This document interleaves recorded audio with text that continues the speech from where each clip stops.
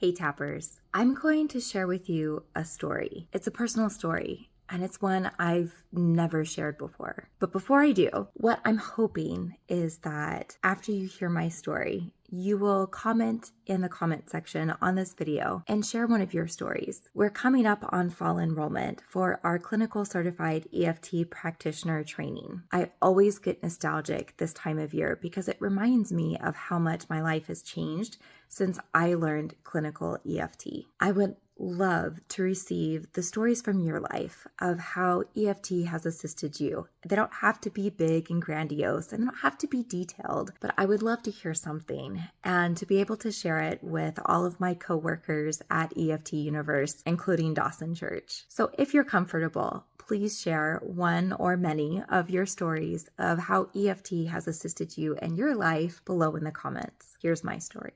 If you participate in the weekly live tapping sessions that I do for here on this channel, then you already know that this year I was diagnosed with hypermobile Ehlers-Danlos syndrome. If you don't know what that is, it's a genetic connective tissue disorder, and the symptoms of it are pretty grim, and there's no cure. Now, I've had this my entire life. I just didn't know what was wrong with my body, and I was deeply, deeply invalidated, being told by people across my entire life that I was being dramatic, that I was making things up, that I didn't know what I was talking about.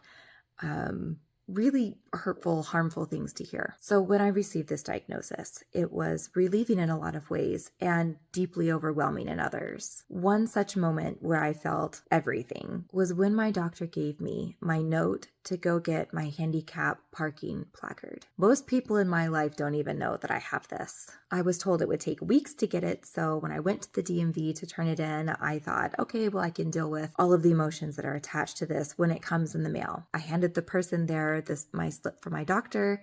I answered a few questions, and I received it right then. I wasn't ready for what it felt like to hold that in my hands. So I picked it up, I went back to my car, closed the door, and just bawled. And I cried out waves of emotion, of relief that I was finally getting tools that I'd needed my entire life and had been denied.